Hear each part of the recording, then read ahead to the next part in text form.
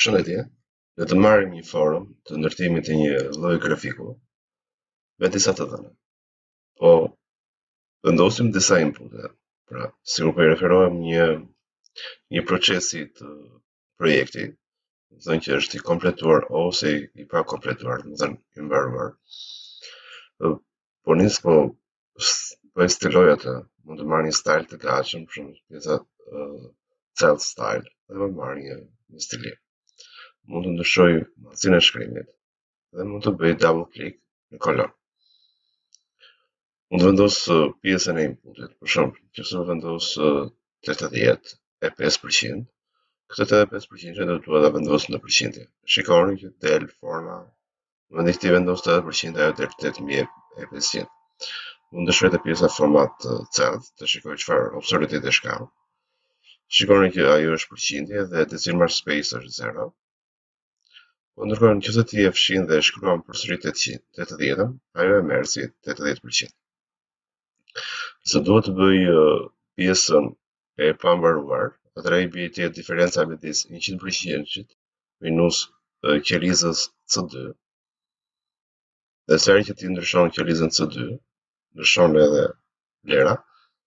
Këtu mund të rris decimal space ose zvogëloj numri i shifrave mbas presjes dhe kësaj po jap një stilim. Do të marr një stilim të gatshëm të tipit input. Po ndryshoj edhe fontet. Tani le të ndërtoj një form grafiku. Vetëm për këto dy pjesë.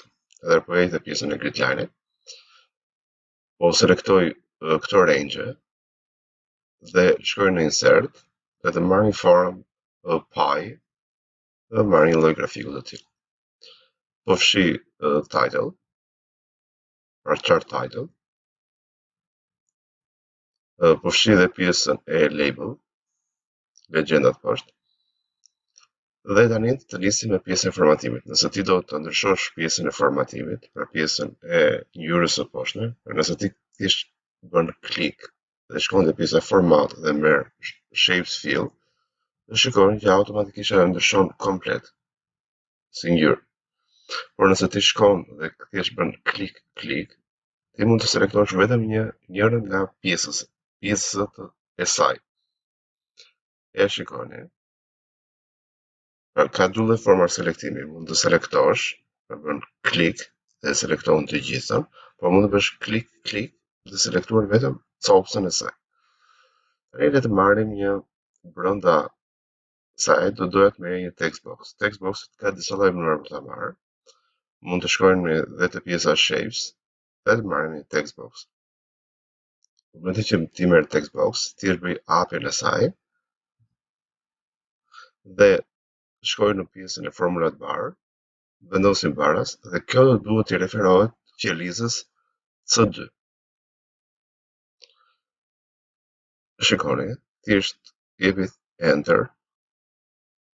Ne le të bëjmë formatimin e saj, mund të ndryshoj font size-in, mund të ndryshoj qendrëzimin, mund të bëj edhe një ngjyrë ose diçka tjetër, vendos në center.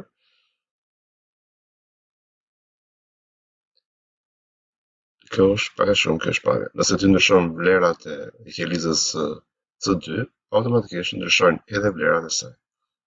Dhe ky lloj vlere reflektohet në grafik.